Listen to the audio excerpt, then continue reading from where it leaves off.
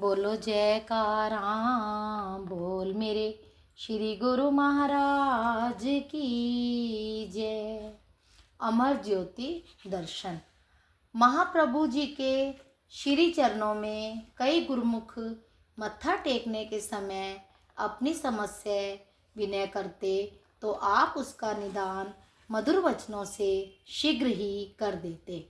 एक भक्त भक्तानी अपने साथ 13 साल के लड़के पूरन को लेकर आए।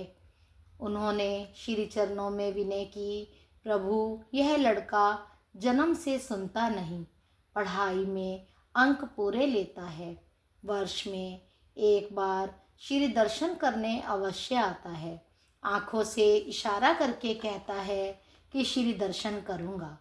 आप उनकी विनय सुनकर मुस्कुरा दिए और फरमाया कि तुम दूर हट जाओ, यह अकेले में हमसे बात करना चाहता है। वे हैरान थे कि सुनता तो है नहीं, बात कैसे करेगा। वे दोनों दूर हो गए।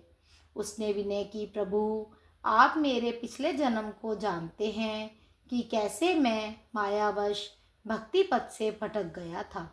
आपने मुझे बचाया और कहा कि जन्म जन्मांतरों के आवागमन को काटने के लिए सत्संग सुनो एवं महापुरुषों के वचनों पर चलकर भक्ति कमाओ। मैंने विनय की थी कि मुझे आपकी कृपा से पुनः मानुष जन्म मिले, केवल जिंदगी की यह घटना याद रहे कि मैं केवल सत्संग सुन सकूं, शेष समय बहरा रहूं। बाहरी पढ़ाई तो आपकी कृपा से किताबों को देखकर एवं मास्टर द्वारा पढ़ाते हुए उसके इशारों से ही समझ लेता हूँ। अब कृपया आप मेरा मार्ग प्रशस्त करें। आपने फरमाया, पूरन तेरे मन में भक्ति की इतनी तीव्र अभिलाषा है, अब इस जन्म में पिछले जन्म की घटना याद रखना, साधु संतों की सेवा करना, सत्संग पर मनन करना एवं नाम सुमिरन में दिल लगाना। धीरे धीरे तेरा बहरापन समाप्त हो जाएगा। इस दृढ़ ख्याल से अपने लक्ष्य को हासिल कर तुम पूर्ण हो जाओगे। दूर खड़े उस लड़के के माता पिता यह देखकर हैरान हो रहे थे कि उनका लड़का कैसे श्री वचन सुन रहा है। श्री प्रभु जी ने उन्हें पास बुलाया और श्री वचन फरमाए, भक्त जी इसे अब सत्संग में और आश्रम की सेवा पर अवश्य ले जाया करो। बड़ा होकर जितना समय एवं धन संतों की सेवा में लगाने देना। सत्संग सुनते सुनते इसका बहरापन दूर होता जाएगा। यह स्वयं कह रहा है कि इसने पिछले जन्म में संसार की माया से दूर रहकर भक्ति करने का वर मांगकर बहरा बनने का संकल्प लिया था। तुम दोनों भी नाम की कमाई करो, सेवा सत्संग में समय बिताओ, संसार के कार्य व्यवहार करते हुए जीवन को खुशहाल बनाओ। बड़ा होते होते उस लड़के का बहरापन दूर हो गया। वे दोनों भक्त भक्तानियां लड़के के साथ यह सोचकर हर्ष विभोर हो रहे थे कि उन्हें उस बच्चे के कारण ही आज श्री वचनों की अनमोल निधि मिली है एवं समीपता प्राप्त हुई है, जो कई जन्मों की तपस्या से भी मिलनी कठिन है। श्री सद्गुरुदेव जी महाराज धीरे धीरे श्री आनंदपुर में सत्संग हाल, लंगर, स्नान गृह तथा आवास क्षेत्र को सुव्यवस्थित बनाने के लिए महत्व प्रदान करने लगे, ताकि सहस्त्रों की संख्या में पर्वों पर आने वाले जिज्ञासु सुविधापूर्वक सत्संग व श्री दर्शन का लाभ उठा सके। आप यात्रियों, दर्शनार्थी, गुरुमुखों की सुख सुविधा के लिए जलपान गृह, औषधालय तथा अन्य कितनी रचनाओं को विकासशील करने लगे। समय के साथ साथ इनका निर्माण कार्य भी आरंभ करवाया। प्रथम बार जलपान गृह का उद्घाटन करते हुए आपने पावन वचनों में फरमाया, गुरुमुखों श्री आनंदपुर दरबार भक्ति परमार्थ का महान केंद्र है। महापुरुष भी सदैव यही प्रयत्न करते हैं कि यहाँ पर जो भी जीव आए वे भक्ति के धन से माला माल होकर जाए। उन्हें यहाँ पर रहने व खाने पीने की कोई असुविधा ना हो। वे सेवा, सत्संग, सुमिरन का लाभ उठा सके। इसके लिए आज जलपान गृह का उद्घाटन किया गया है।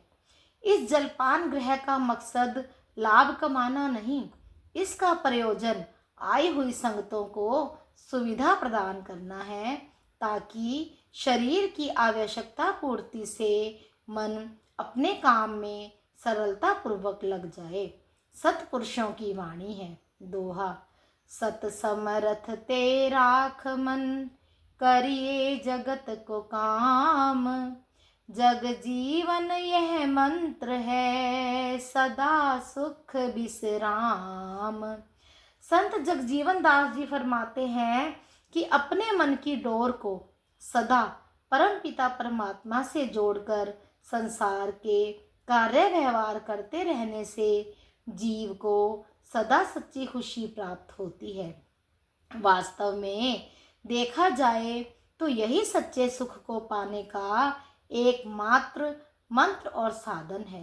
वाणी में भी वर्णन आता है, मन बेचे सतगुरु के पास, तिस सेवक के कारज रास। गुरुवाणी, जो अपने मन को सतगुरु के हवाले कर देता है, उस सेवक के सारे कारज सहज ही संवर जाते हैं।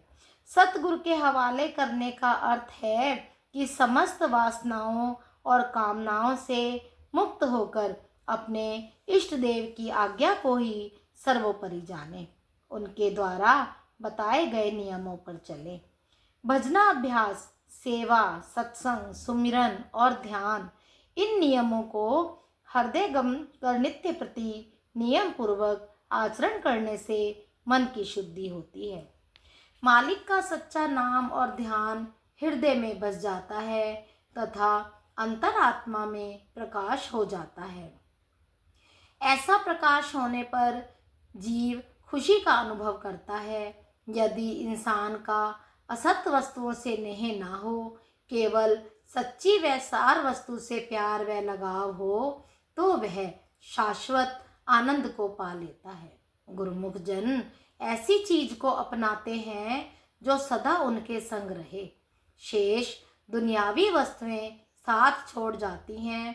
अंतिम श्वास तक साथ जाने वाला तथा संग साथ रहने वाला केवल मालिक का सच्चा नाम है।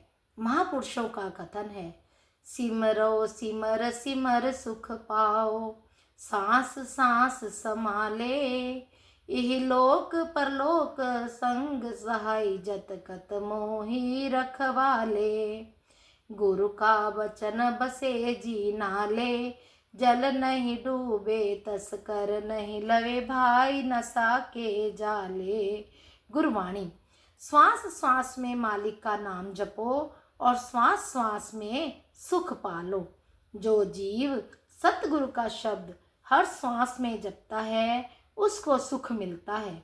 यह इस लोक में भी संगी साथी है और परलोक में भी सहाई है। जब हर समय इंसान के दिल में मालिक का नाम बसा होगा, तो फिर उसे किस बात का भय और किस बात की कमी। उसने दिल ही उस चीज से लगाया है जो सर्वव्यापक और सब सुख प्रदान करने वाला है। जब ऐसा सहायक व हितैषी मिल जाए तो अन्य किसी चीज की क्या आवश्यकता है। आवश्यकता है तो मालिक के नाम को दृढ़ता से हृदय में बसाने की। इस सच्चे नाम को हृदय में बसाने के लिए भक्ति के नियम बनाए गए हैं। जो इंसान इन नियमों का परिपक्वता से पालन करेगा तो बाकी सब ख्याल दिल से निकल जाएंगे और मालिक का सच्चा नाम अंतर में बस जाएगा। यही काम करना है और यही जीवन का लक्ष्य है। अतः महापुरुषों के प्रवचनानुसार जीवन बनाकर अपने लक्ष्य की सफलता को पाना जीवन को धन्य बनाना है। संगतों की बढ़ती हुई मांग को देखकर आपने समय आने पर श्री आनंदपुर में दोनों तरफ दर्शनार्थी गुरुमुखों की सुविधा के लिए कई अन्य जलपान गृहों का निर्माण करवाया। बोलो जयकारा बोल मेरे श्री गुरु महाराज की जय।